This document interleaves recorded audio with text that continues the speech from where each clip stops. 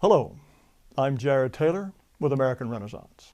Most people think that the United States was, from the very beginning, dedicated to the idea of racial equality. Yes, they say, there was slavery and segregation, but we were always working to fulfill the promise of all men are created equal.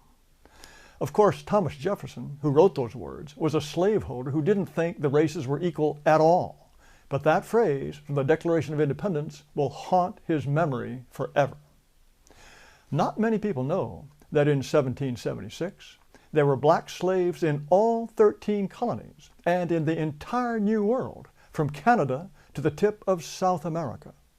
In 1770, 40% of the white households in Manhattan owned slaves, and there were more slaves in the colony of New York than in Georgia.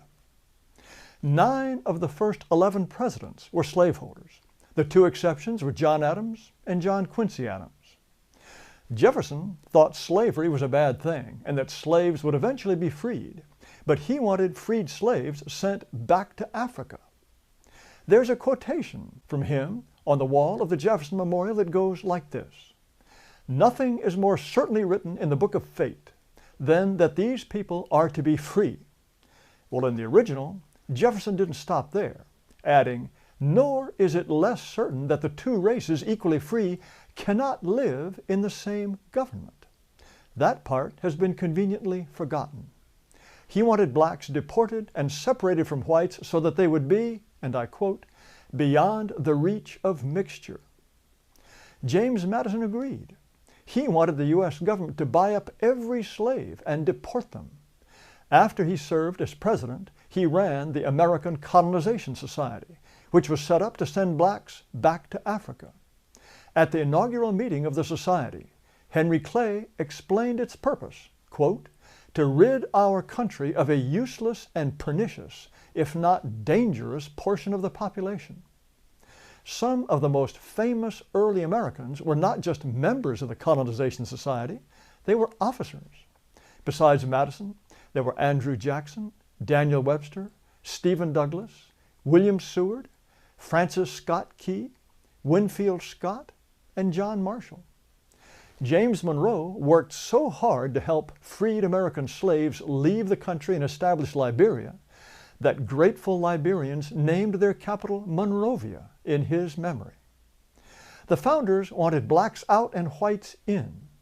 After the U.S. Constitution was ratified, the very first United States Congress had to decide who could be an American. They passed a law that said only, quote, "free white persons" could be citizens of the new country. Blacks couldn't be citizens even if they had been living in the colonies for generations. It took an amendment to the Constitution in 1868 for blacks to become citizens. And American Indians didn't finally become U.S. citizens until 1924. From colonial times on, there was strong opposition to mixed-race marriage. Massachusetts prohibited miscegenation from 1705 to 1843 and repealed the ban only because people thought it wasn't needed. They thought the idea of mixing was so repellent that no one would do it even if it were legal. Of the 50 United States, 44 at one time had laws prohibiting interracial marriage. White people did not want blacks to vote. In 1855, there were 31 states in the Union, but blacks could vote only in 4. All of them were in New England, and together they had only 4% of the total black population of the country. The federal government made sure that blacks couldn't vote in the territories. When Oregon joined the Union in 1859, its constitution stated that no black person could come live in or even visit the state. But Abraham Lincoln, the great emancipator, didn't he believe in racial equality? No. During the Lincoln-Douglas debates, he said this: "I am not, nor ever have been, in favor of making voters or jurors out of Negroes, nor of qualifying them to hold office, nor to intermarry with white people. There is a physical difference between the white and black races which I believe will forever forbid the 2 races living together on terms of social and political equality."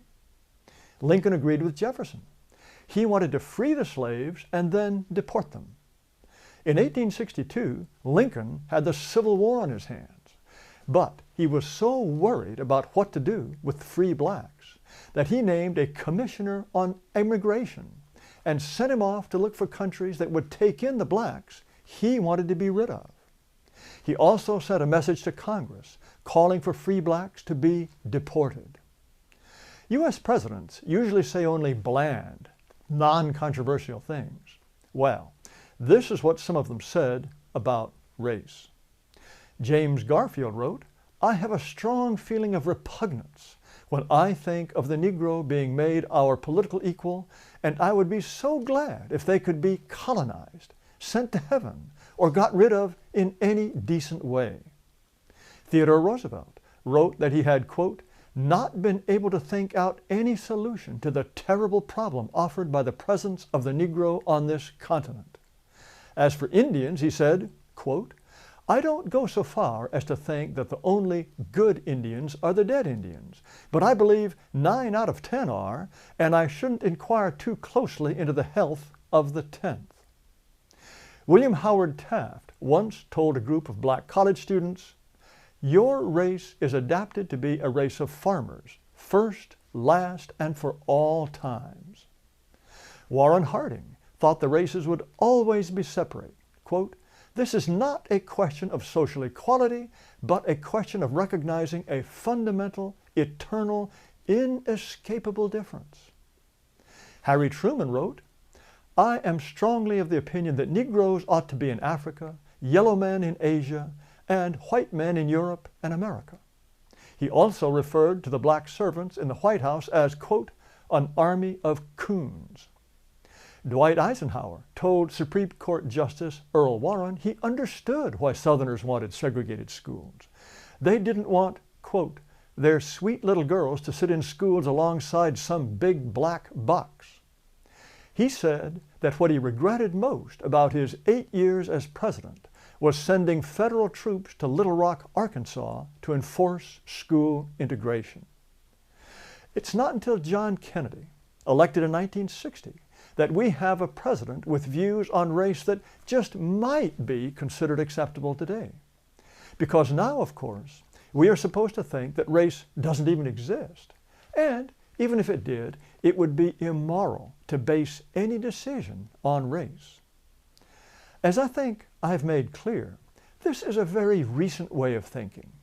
From colonial times right up through the mid-20th century, virtually all white people believed race was an essential part of the American identity. They understood that people of different races are different and build different kinds of societies. They thought only Europeans would make the United States the kind of country that they would want to pass on to their children. So, there are two views. There is the consensus on race that lasted for more than 300 years, and there's today's view that races are perfectly equal and interchangeable, and that American can become black, Hispanic, Asian, Muslim, Hindu, anything at all. And not only will it be still America, it'll be better than ever. Well, which view is correct? Just look around. Read the news. I think you'll find the answer. Thanks for watching, and be sure to subscribe to our YouTube channel and visit our website at amren.com.